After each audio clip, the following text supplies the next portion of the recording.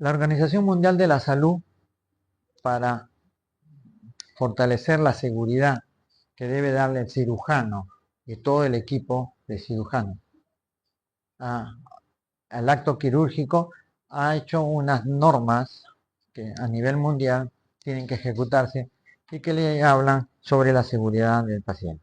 Es lo que le llaman el famoso checklist, ¿no? Que en términos americanos checklist y en términos españoles es lista de verificación de la seguridad del paciente. Es lo mismo, ¿no? Sino que tiene tres etapas. Una etapa antes de la operación, que es la etapa de entrada, una etapa de pausa y una etapa de salida. ¿Qué quiere decir? Que todo cirujano y todo equipo que entra a sala de operación, incluido el anestesiólogo, las enfermeras, tienen que cumplir con este checklist, ¿no? De ver que todo esté en regla por la seguridad del paciente, ¿no? Es una lista de verificación donde hay que anotar todos los datos y no se necesita escribir, sino simplemente el check, ¿no? Checklist, ¿no? Siempre debe haber una persona que se encarga de eso. Generalmente es la enfermera circulante la que lo hace, ¿no? Porque el, ¿cómo se llama? El cirujano está atento acá, el anestesiólogo por allá, la instrumentista está ocupada en revisar su... Entonces, antes de entrar a la operación, debe chequearse todo, ¿no? La enfermera instrumentista que tenga todo su equipo completo en la mesa de sala de operaciones, que tenga las suturas adecuadas, que el paciente, que el cirujano ya tenga conocimiento de qué paciente va a operar, incluso chequear la identidad del paciente. En muchos hospitales a todos los pacientes les ponen, así no sea quirúrgico, les ponen su brazalete, le llaman, creo, ¿no? Brazalete, con su nombre para evitar, porque han habido casos de que el paciente estuvo en la cama 1 y por razones X lo pasaron a la cama 3 porque en la cama 1 pusieron a un paciente que necesitaba estar más cerca del control de enfermería y el paciente en la cama 1 era el que iba a ser operado y cuando vienen acá y llevan al paciente 1 se llevan al paciente complicado y han habido casos hasta legales en el empleado, fue conocido eso, un caso de que le amputaron una pierna aparentemente sana por la otra y después tuvieron que operarle la otra y se quedó al final. Hasta ahora creo que sigue el juicio de eso, ¿no? Por eso que tiene que, a raíz de todo eso, han salido a nivel mundial, no es solamente acá, ¿no? Entonces hay que hacer la lista de chequeo, ¿no? Y bueno, las tres etapas, la etapa de la entrada, que es la etapa que la enfermera ve, cuenta sus gasas, el cirujano está viendo si están los campos, si está en su sitio, el anestesiólogo si ya está, puede poner la anestesia y todo, ¿no? Ahí está, ¿no? No se puede hacer lo que dice ahí, aguanta lo que ya vengo a operar, ¿no? Ya regreso. La entrada es la que se hace antes de la inducción, antes de que el anestesiólogo ponga la anestesia, es la fase de entrada. Ahí la enfermera va chequeando todo su material, ¿no? El médico se está ya lavando, se está viendo, está seguro de que es el paciente que va a operar, ¿no? Y esas cosas. En algunos casos, los cirujanos plásticos sí hacen su croquis, ¿no? Antes de entrar al paciente a la sala, le hacen su croquis, por dónde van a jalar el colgajo, para que no haya prueba. Pero en los cirujanos generales no, simplemente ya lo tenemos en la mente que voy a entrar con una incisión, voy a entrar con los trócares, entonces no necesito. El cirujano plástico sí tiene que medir para que ambos lados queden igual, porque si no le queda una cosa más que acá y otra y son estéticas, ¿no? La paciente paga porque para estar más bonita, más bella, y a la final sale estrellada, como dice, ¿no? El paciente debe estar identificado, ¿no? El paciente debe estar seguro de lo que le van a hacer, el consentimiento informado, ¿no? Esto es lo que les decía, ¿no? En la mente nosotros los cirujanos generales tenemos ya qué incisión vamos a hacer, ¿no? El plástico, no, el plástico sí dibuja, agarra su plumón indeleble, lo pasa, y en esas zonas es que va a ser su operación, ¿no? Una vez que ya se ha completado todo, ya entra a tallar el anestesiólogo, ¿no? Todo está listo, ya. Dice, ¿quién es? Y no sabe quién es, porque a veces el paciente no conoce al anestesiólogo. Lo conoce solamente cuando está ahí, con señor, ¿cómo está usted? ¿Sufre de alergias? Ahí, con el cirujano sí lo conoce, ¿no? Porque lo ha tratado por consultorio, lo ha tratado en emergencia, esas cosas, ¿no? Bueno, muchas veces Se utiliza ese caso, pero ahora en todos los hospitales casi, en sala de operaciones tienen su monitor, ¿no? La máquina de anestesia tiene su monitor. Entonces el paciente con los chupones que le ponen acá en el corazón controlan presión arterial. Con pulsosímetro que está en la mano controlan saturación de oxígeno, todo eso. Si quieren saber si tiene fiebre o no, le conectan a un sensor en la axila y automáticamente en la pantalla sale. Ya no tiene que estar antes, el anestesiólogo tenía que estar tomando la presión. La enfermera, ¿no? También, ¿no? Controlando las cosas. Ahora no, ahora todo sale en el monitor. Todas las funciones salen, hasta la saturación de oxígeno, si hay presión alta, si presión está baja, pulso, latidos, todo sale en el monitor. Entonces ya es más fácil de controlar.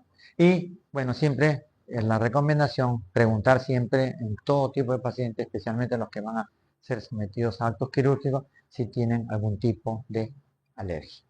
Y remarcarlo en la historia, RAN, me dicen, riesgo de alergia medicamentosa. Es la palabra RAN que se pone con letras grandes y si tienes resaltador le pones, ¿no? En la primera página debe ir eso. ¿Y RAN a qué? RAN alimenticio, RAN a la pirina, RAN a la... Hay gente que es alérgica a la anestesia, entonces tienen que hacer malabares, no sé cómo hace el anestesiólogo le dará su golpe para que se quede dormido, no sé. Y en la entrada el paciente que ya está intubado, miren aquí, ya está intubado, ¿no? Ya el paciente ya le pusieron su tubo endotraqueal, que está conectado al oxígeno, aquí está la parte cardiológica que está en el monitor y le han puesto también su sonda nasogástrica, ¿no? Este es un paciente que ya, y siempre fijado porque se puede salir y después es más difícil de colocarlo en pleno acto quirúrgico.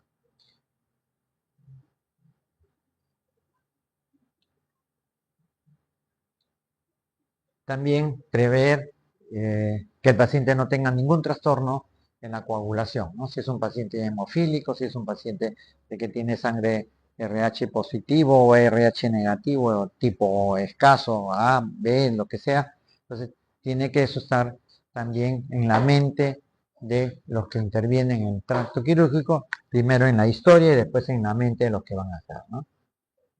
Y esta es la pausa quirúrgica ya. Material completo, sí, la enfermera dice gasas completas, material completo, sutura completa. El cirujano dice ya puedo empezar, sí, ya tengo, me ha traído tal sutura, me saca tal pinza, porque ellos tienen un equipo principal donde hay una serie de cantidad de pinzas. Y aparte cada cirugía tiene unas pinzas especiales para determinada cosa, ¿no? Entonces, ya me tienes acá la pinza, sí, doctor, ya está todo listo. Anestesiólogo, ya está todo listo, ya puedo empezar la anestesia, sí, ya, empecemos. Pum, el anestesiólogo pone la anestesia y se inicia la operación. Eso está reglamentado por la Organización Mundial de la Salud, ¿no? Es la pausa quirúrgica donde dice que todos los miembros que se hayan, bueno, eso ya es exageración, ¿no? Que se hayan presentado y si ya me conozco, trabajo con la enfermera, trabajo con el médico, con la anestesista, ya no tengo que presentar mis saludos, no, hola, hola, ¿cómo están? Ya está, ¿no? Pero las normas dicen eso, ¿no? Que debe presentarse todo un ceremonial y la confirmación del paciente, ¿ves? Bueno, acá en otras latitudes pueden darse el lujo de hacer su checklist con foto y todas esas cosas, ¿no? Para ver. Y la cuestión, la idea es que debe haber una comunicación para prevenir los eventos críticos, ¿no? Por ejemplo, en el caso de ese cirujano plástico, está, antes de entrar, tiene que preguntarle a la enfermera que la está asistiendo, ya tienes talla tal, talla tal, talla tal, porque no vaya a ser que no haya la talla y después o le pones uno diferente al otro, o más chiquitos o más grandes de lo que te habían pedido y la operación es un fracaso. Si ve que el paciente hay algún problema, el anestesiólogo puede suspender una operación, ¿no? Puede decir, mira, no puedo darle por tal circunstancia.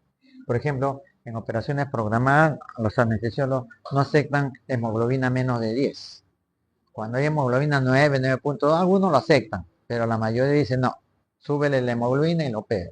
Si es una emergencia, ahí sí, aunque sea con 4 de hemoglobina, entra, se ha operado. Y la enfermera también tiene que chequear que su material esté estéril, ¿no? Y entonces hay benditas que vienen ya en los equipos de esterilización donde cambia de color la línea, ¿no? De acuerdo a que si está esterilizado o no, ¿no? Y hay que ver si tiene uso de antibióticos. En algunos casos es muy útil tener la radiografía en sala de operaciones, ¿no? Especialmente los traumatólogos, ¿no?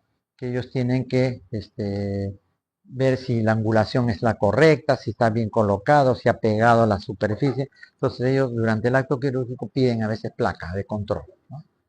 Entonces siempre hay ¿cómo se llama? Un negatoscopio o si es ya más modernizado la pantalla de televisión donde el radiólogo manda la placa radiológica y tú la estás viendo y la enfermera nomás te va pasando las vistas, ¿no? En las otras cirugías muy poco se utiliza placas radiográficas, ¿no? Eh, por ejemplo, cuando te vas a terminar la operación. Ya, señorita, recuento de gasas. ¿Cuántas gasas hay? Antes tienen que decir 5 paquetes de 10. Ya tienen 50 gasas ahí, chicas. 2 paquetes de grandes, le llaman compresa. Ya, al final, el cirujano antes de cerrar tiene que preguntar, recuento de gasas. Gasas grandes, gasas chicas. ¿Cuántas hay? Ya, 50. ¿Cuántas compresas? 3 paquetes, ya. Listo. Cierro. Boom. Ya, anda quitando la anestesia. Entonces, esas son conversaciones que se hacen, ¿no? Pero si a la hora que dicen, recuento de gasas y la enfermera te contesta, tengo más que 49, ¿qué hago? Búsquenla donde sea, pueden buscarla porque se puede haber caído, ¿no? Y si no la encuentran, tienes que llamar al radiólogo para que te saque una placa y vea dónde está la radiografía, porque tienen un filetito radio pack, ¿no? Que sale a la luz, acá está, entonces ya, porque las gasas chicas se pierden, ¿no? Se remojan, se ajustan, aunque ahora con la laparoscópica ya no usan gasas chicas, ¿no? Entonces ya usan compresas grandes, ¿no? Pero de todos modos tienes que contarla porque puedes dejar la compresa ahí, ¿no? Porque a veces metes la gasa y cuando mueves el intestino se te pega por ahí, se te mete, o sale sangre, sale secreción. Entonces, entonces más lo utilizan los traumatólogos, ¿no? Y la salida ya, desde el punto de vista de este sistema de la Organización Mundial de la Salud, es la salida, o sea, ya cuando estás cerrando, ¿no? Ya estás cerrando tu herida, el paciente ya lo pueden recoger, pasen la recuperación, el anestesiólogo dice ya voy a desentubarlo, voy a quitar el tubo y cuando ya esté despierto ya se queda en recuperación, ¿no? Y después hay que llenar la historia, el report operatorio, ¿no? Donde tiene que figurar cirujano, ayudante, quién es el anestesiólogo, qué operación se ha hecho, qué procedimiento se ha hecho, diagnóstico inicial, firma y sello, cómo salió de la operación, si se le puso sangre o no. Todo eso tiene que ir anotado en la ficha quirúrgica. ¿Ves? El instrumentador confirma con el recuento que el equipo de instrumentos y gasas son correctos ya. O sea, no hay problema. Si hay secreción o piezas anatómicas, tienen que ponerla la enfermera circulante en un frasco especial con formol para que pueda ser transportado a patología. Y cuando uno pide recuento, un frasquito para secreción, entonces aspiras con una jeringa, lo metes ahí, estudio bacteriológico, estudio tipo papaniculado para ver si hay células neoplásicas, ¿no? Todo eso lo pides. Incluso cuando pides bacteriológico, pides con antibiograma para saber qué antibiótico es, ¿no? Y si no hay ningún problema, ya el paciente sale a su sitio. Vamos a ver.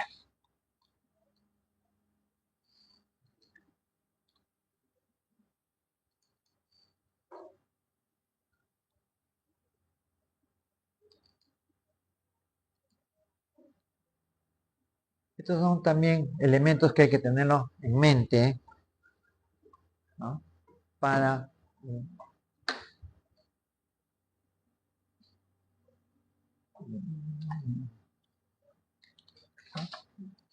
esto así va a pasarlo un poquito a grandes rasgos para que lo lean con tranquilidad. Les voy a mandar también un video, así como les he mandado videos. Espero que los vean los videos, ¿ah? Porque ahí están cosas que complementan. Porque en la teoría hay que hacer un extracto y con los videos que se les manda pueden complementarlo, ¿ya? En cuanto al propósito de la nutrición, y hay que tener el valor energético que requiere cada paciente, ¿no? Cada paciente tiene sus necesidades de acuerdo a su composición estructural, de acuerdo a su patología, de acuerdo a su contextura, ¿no? Cada uno tiene un consumo, por eso que todos estos valores se dan por centímetro o por kilogramo de peso, ¿no? Puedes hacerlo en función a la masa corporal, que tienes que hacerlo en centímetros o metros, o si lo haces por kilogramo de peso. Lo más usable es por kilogramo de peso. Si el paciente tiene 50 kilos, todo su gasto energético tiene que estar en función de los 50 kilos. Y a eso hay que llegar, ¿no? Y determinar los requerimientos de energía. Los estímulos mayores son la cirugía, el traumatismo, las quemaduras y las infecciones. En las quemaduras tienen que tener mucho cuidado con el manejo hidroelectrolítico, porque ahí hay un desbalance bastante severo que puede dañar también el riñón, ¿no? Puede ocasionar insuficiencia renal aguda. Estas son las variables que intervienen en la respuesta al trauma, ¿no? Han puesto trauma, pero es trauma. Es la edad, lo que siempre hemos mencionado en los otros casos, ¿no? El estado nutricional, el aporte nutricio, la anestesia, el control del dolor, la termorregulación, son elementos que siempre hay que tener en cuenta. Y hay que tener en consideración las modificaciones que se pueden presentar de acuerdo a los requerimientos, las prioridades de la atención metabólica y todas esas circunstancias que son manejo ya médico. Desde el punto de vista de, así como nos estresamos cuando están ustedes, se estresan cuando el doctor Pancoro le dice, a tal fecha hay el examen, están estresados, todo, cómo hace las preguntas, son sencillas o no, va a preguntar esto. Eso es un estrés. Igualito en el acto quirúrgico también está sometido el paciente a un estrés, ¿no? Y que miren cómo se responde al estrés, ¿no? Respuesta neuroendocrina, respuesta metabólica, todo se altera en el estrés. Y aquí tenemos cómo se produce el estrés en el acto quirúrgico. Todo está manejado por el hipotálamo. Miren cómo, si bien es cierto, yo estoy operando acá en abdomen, estoy operando en tórax, estoy operando en ginecología, en áreas ginecológicas, pero todo esto se presenta en todos los casos, ¿no? El hipotálamo es el que maneja todo el sistema termorregulador. Y si se altera el termorregulador, se altera todo. Por eso que hay que tener en cuenta el estrés quirúrgico, el estrés neuroendocrino, es decir, el funcionamiento hormonal, cómo actúa sobre los diferentes, esto para que lo lean con tranquilidad, cómo actúa sobre los diferentes órganos. Y esta es la respuesta metabólica. Fíjense que todos tienen el mismo cuadro, pero miren las flechas, cómo van, en diferentes sentidos, cómo es la respuesta, cómo es la influencia, ¿no? Primera, segunda fase, qué elementos intervienen. Eso para que lo repasen tranquilamente y miren cómo, si yo estoy operando en una determinada zona y entra a tallar el páncreas, el hígado, el vaso, todas, miren las diferentes estructuras que van ahí.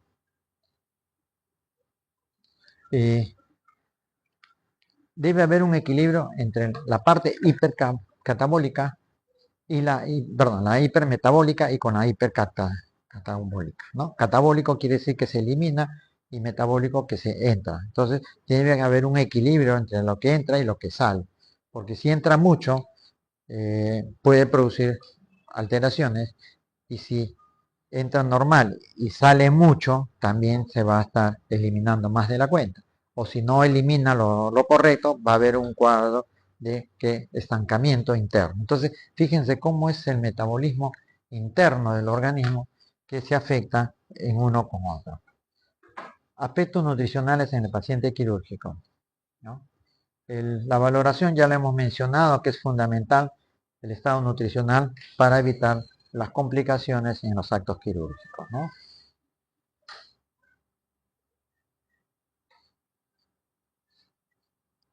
Acá lean bien en la parte baja como el desnutrido, ¿no? Tiene que tener un suplemento, ¿no?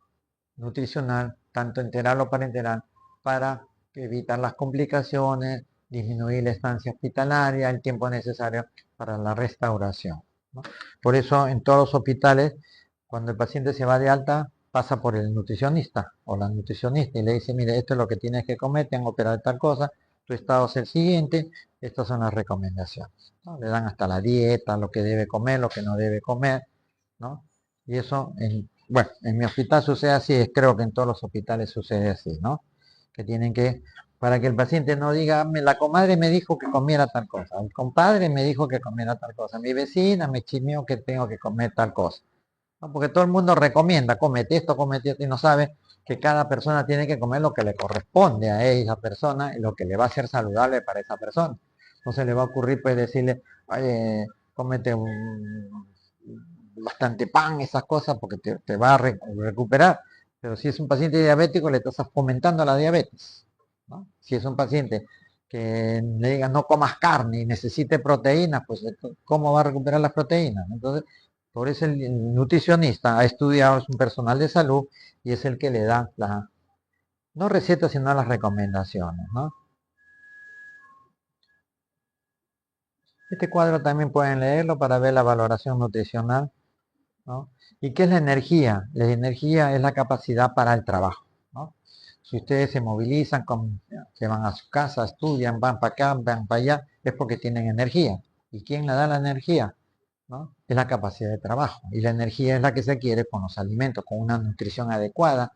Y las calorías se miden en calorías o joules, ¿no? Porque Joule fue el que estudió el mecanismo de las calorías y le pusieron Joule, ¿no? Entonces, aquí están viendo ustedes, ¿no? Que la caloría es la cantidad de energía en forma de calor necesaria para elevar la temperatura de 1 gramo de agua de 14.5 a 15.5, o sea, 1 grado centígrados, ¿no? Cuando ustedes no están comiendo mucho porque tienen hasta frío tienen, ¿no? Porque no hay energías. Apenas se alimentan, comen bien, levanta la temperatura y a veces levanta más, uy, mucho calor me han dado de comer esto, ¿no? Porque todo está en función de los alimentos.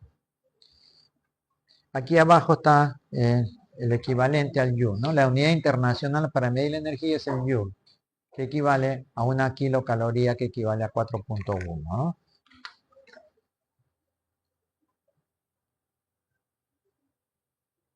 Bueno, aquí está la definición que hace la Organización Mundial de la Salud, que es la ingesta de energía necesaria para equilibrar el gasto energético cuando el tamaño y la composición corporal y la actividad física corresponden a una buena salud, ¿no? Y mantener una gran actividad. Hay fórmulas incluso para los gastos energéticos, eso tenganlo como referencia nomás. Hay varias fórmulas para, ¿no? Léanlo nomás como referencia. Pero estas sí, tenganlo presente, las recomendaciones diarias de macronutrientes, ¿no? Macronutrientes quiere decir alimentos.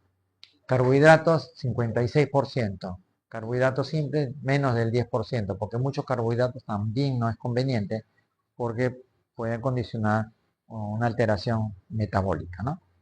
Grasas totales, el 25 a 35, porque es la que nos da más energía, más calor. Grasas saturadas, menos de 10, poliinsaturadas, menos de 10, y así sucesivamente, porque si comes mucho, te vas a pasar de los valores y vas a entrar a una hipercolesterolemia, ¿no? El colesterol, triglicéridos van a estar volando y con alteraciones cerebrales de todo nivel, y si eres operado o vas a operarte, vas a tener problemas en la temperatura. Y un 15% de proteína, porque la proteína se degrada en sustancias llamadas aminoácidos, y los aminoácidos son los que el organismo los absorbe para las diferentes funciones orgánicas, ¿no? Bueno, antes, después y antes. Así no debemos estar ni tampoco.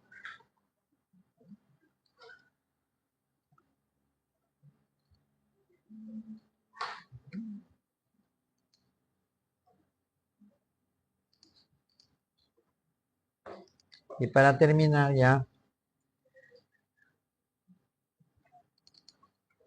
es algo que ya lo hemos mencionado varias veces, pero siempre hay que recalcar porque algo se les quedará grabado. El consentimiento y la ética, ¿no?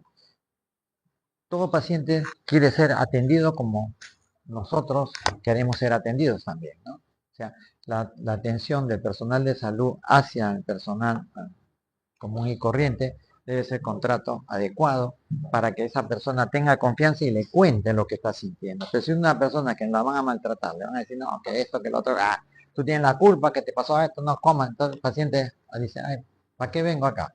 Ya pierde la confianza en el personal de salud y va al yerbero, al huesero, a todos esos eros que hay por ahí. Entonces, y se alimentan, ¿no? Y se alimentan mal. Entonces, debe haber una ética del punto de vista profesional y todo está relacionado con el consentimiento, ¿no? El paciente tiene derecho a la ética y a la legalidad.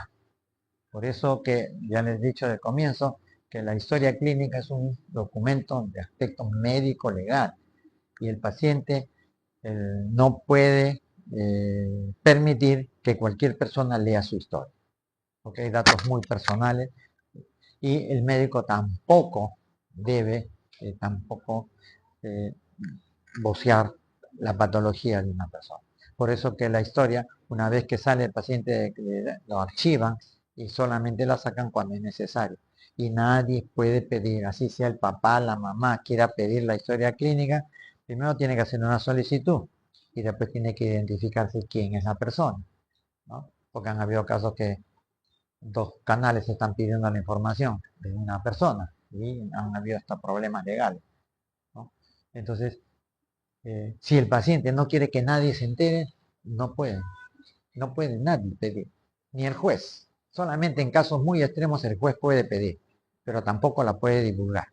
El fiscal puede enterarse del problema, pero no la puede divulgar, ¿no?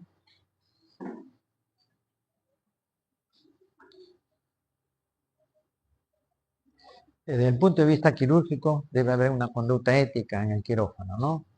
Para que el paciente diga, así estoy en un ambiente que me van a operar con tranquilidad. No podemos estar haciendo bromas, ni burlando, ni hablando cosas no adecuadas delante del paciente. El paciente, cuando esté echadito ahí en la sala de operaciones, todavía no está dormido, está despierto, porque es en el momento donde uno está jugando, bromeándose con la enfermera, con el médico, con el anestesiólogo, con el que entra el otro colega, entra el traumatólogo, y ¿qué vas a operar, no? Todas esas cosas uno tiene que mantenerlas con cierta cordura, manteniendo la ética, ¿no? Porque miren, y eso es cierto, hay trabajos donde dice que todo esta alteración, que no buen trato, altera al paciente en el que de dos modos, físicamente y mentalmente, ¿no? Y entonces el paciente, si hay una complicación, dice, a ver, ahí se complicó porque estuvieron jugando, estuvieron hablando, no prestaron atención, entonces pueden denunciarlo, ¿no? En nuestro medio todavía no hay mucha denuncia de eso, pero en el extranjero sí.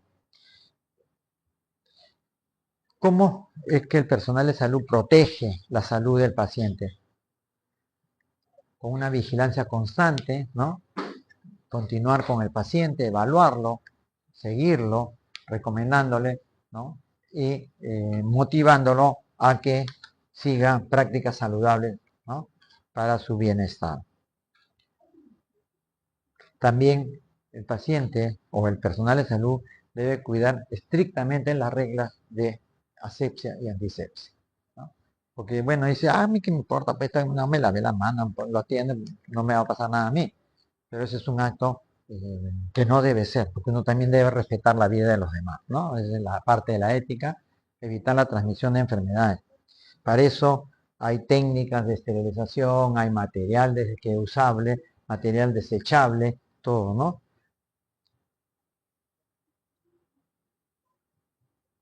También hay que darle una protección emocional al paciente, ¿no? Para que el paciente se sienta seguro, ¿no? Si lo tratas mal, la enfermera lo trata mal, el médico lo grita, ¿no? No lo trata en buenos estados, el paciente puede tener trastornos psicológicos y si no evoluciona bien, echarle la culpa a esos problemas, ¿no? Protección de ante daños psicológicos, dignidad personal del paciente debe ser contemplada en todo momento, hay que evitar la ansiedad y el medio y proteger el ambiente para el paciente. Este es, ¿no? En primer lugar, cuando uno contacta primera vez con el paciente, debe estar en un ambiente independiente, que nadie se esté escuchando lo que le dice y sí de preferencia que esté acompañado con un familiar, ¿no? Estas son situaciones que debilitan la ética de un equipo quirúrgico, ¿no? Cuando hay apatía en el equipo, que cada uno quiere hacer lo que quiere, yo no estoy de acuerdo contigo y por no darte la razón me opongo, ¿no? Eso es lo que debe evitar. El estrés, fatiga, el médico y el personal que está entrando a la guardia debe estar descansado, ¿no? A veces por razones económicas trabaja en el hospital, trabaja en la universidad, trabaja en una clínica, trabaja en un consultorio. Entonces, imagínense, operar en esas circunstancias es bastante riesgoso, tanto para el que opera como para el operado, ¿no? Evitar los problemas personales, dicen que los problemas personales no se llevan al trabajo, no se nos quedan en la casa y en la casa no deben llevarse los problemas personales. Eso es ya regla en todo tipo. Un trato adecuado y, el, eh, y tratar de ampliar sus conocimientos y no pensar, decir, no sé, no lo sé, ¿no? Aunque no lo sepa, debe disimular y decir, mire, vamos a estudiar bien su caso y te da tiempo a que tú te empapes bien del asunto y a la próxima le dices, sí, mire, su problema es el siguiente. Esto ya lo hemos hablado infinidad de veces, léanlo con tranquilidad, con el sentimiento informado, lo que tienen que indicarle, todo lo que tienen que decirle, ¿no? Elementos del consentimiento, todo esto está normado ya, así que no es invento mío, ¿no? E incluso el paciente, si quiere que los alumnos de medicina se acerquen a su cama y le interroguen, tiene que tener permiso. Consentimiento autorizado, debe haber consentimiento. Que no lo hagamos todavía es muy raro. Pero muchos pacientes a veces, ¿usted quién es? ¿Usted quién me ha venido? No, usted no es médico todavía, ¿para qué me va a interrogar? Váyase, lo botan, ¿no? Pero por eso hay que acercarse al paciente, mire, he visto su caso, está interesante, ¿en qué lo puedo ayudar? ¿No? Pero, incluso están viendo ahí que no puedo ni sacar ni fotografías del paciente. Cuando se presenta un caso clínico, se acostumbra a no poner el nombre, simplemente las iniciales, ¿no? Se pone iniciales. Entonces, y miren, ni fotos debo sacar. ¿Dónde está? El paciente tiene que autorizar hasta para sacar fotografías, videos o registrar gráficos en el pre y postoperatorio, ¿no? Si alguno está haciendo investigación, tiene que pedirme autorización para yo autorizar y decir, sí, me puede sacar fotos, no me puede sacar fotos, puede publicar mis informes anatómicos. Todo eso entra y todo tiene que estar, miren, aclarado con el médico, pacientes y testigos de que se va a cumplir eso, ¿no? Y ya es un hecho que es obligatorio el consentimiento informado. Ya no es de que si quiero lo hago. Miren, antiguamente los consentimientos informados no eran consentimientos, sino decían autorización. Autorización del paciente. Le ponía yo, fulano de tal, ya estaba impreso, ¿no? El paciente ni siquiera llenaba su nombre, ¿verdad? El interno, el residente llenaba todo y el paciente firmaba. Autorizo a los médicos, al personal de salud que me hagan todos los exámenes correspondientes para mi estudio. Atentamente firmaba el paciente. Ese era un simple papelito, ¿sí? De 4 líneas. Ahora miren cómo es un consentimiento informado, ¿no? Modelo de consentimiento quirúrgico, porque también los clínicos también tienen su consentimiento, los cirujanos plásticos, cada uno tiene su consentimiento informado, especialmente los cirujanos plásticos, porque si no, no hacen un buen consentimiento informado. El paciente puede decir, usted no me dijo que iba a mi nariz quedar muy respingada, o mi nariz un poco bajita, o mis orificios más grandes, usted no me dijo. Entonces ahí vienen los problemas. Entonces, pero si usted le pone complicaciones que se pueden presentar y se pone ahí, las complicaciones que se pueden presentar. Léanlo con tranquilidad, eso es un ejemplo. Y por cada acto que se hace debe haber un consentimiento. Que no lo hagamos es otra cosa, porque no llenar de papeles la historia, porque no, imagínense, cada historia saldría en este natural, ¿no?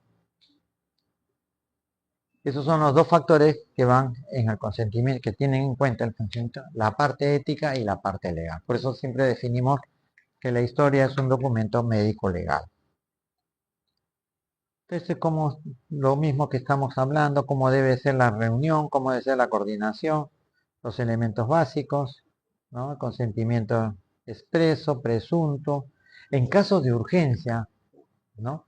Todavía nos permite hacer un consentimiento. Pero en los casos de emergencia, ahí sí queda de lado el consentimiento, ¿no? Ya viene el criterio del personal que está a cargo, ¿no? Después ya le cuenta qué pasó, cómo encontró, todas esas cosas, ¿no? ¿Ve? Aquí va, mire. Consentimiento tácito del donante cuando no haya manifestado su negativa que su cuerpo componente sean utilizados para trasplantes, ¿no? Eso es un factor bastante que no se cumple, porque el paciente hace su declaratoria hasta en su DNI, que el día que se muera puede ser donante, la familia no lo aplica. No, pobrecito, cómo lo van a cortar, cómo lo van a operar, cómo le van a hacer la autopsia. No, no. Entonces, no se está cumpliendo. Que si se cumpliera, una gran cantidad de donantes podrían estar salvando vidas, ¿no? O mejorando la vida de algunos. Sí, hay gente que en los DNI pone, autorizo a trasplante, pero la familia dice, no, pobrecito, prefiere que se, como se dice vulgarmente, se coman los gusanos y no, ¿no?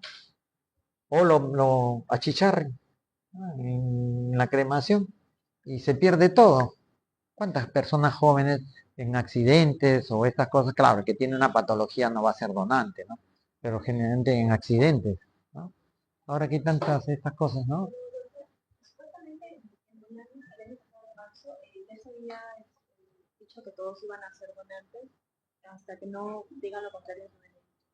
No, pero nadie puede obligarte a ser donante. Es, por eso, donante quiere decir algo voluntario.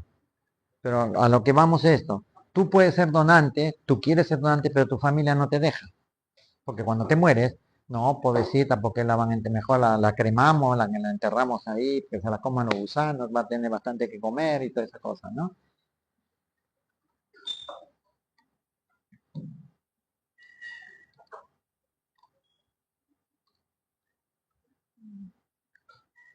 Esto también es ya lo mismo que hemos estado hablando. Ahí está, el paciente está firmando, ¿no? Su consentimiento.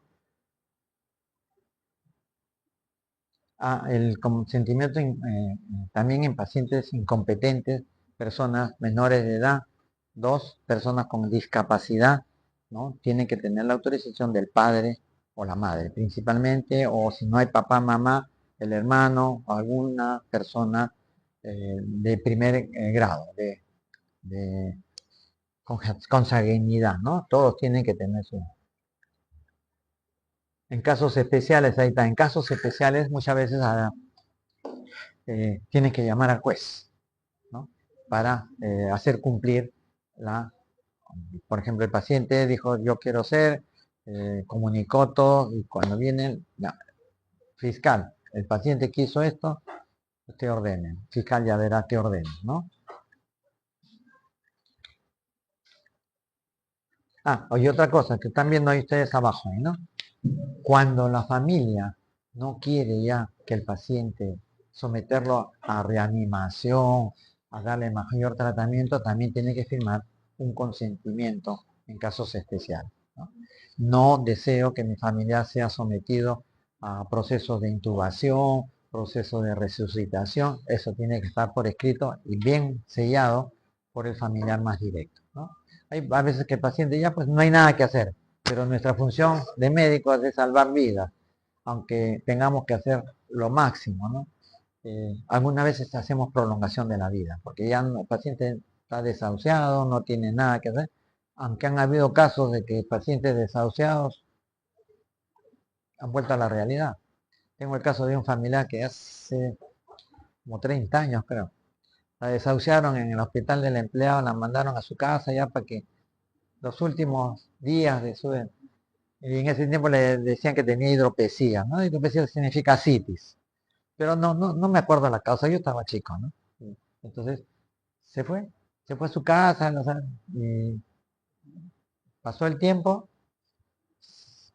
salió de todos los problemas, se casó, no tuvo familia, bueno, ya no pudo tener familia, se murió el esposo, se quedó viuda y ella ha fallecido, hará cuestión de un año, de 90 años, ¿no? Son casos así que se presentan en la vida real, yo lo viví en mi familia, una tía que la desahuciaron, yo me acuerdo todavía era estudiante de medicina, ¿no?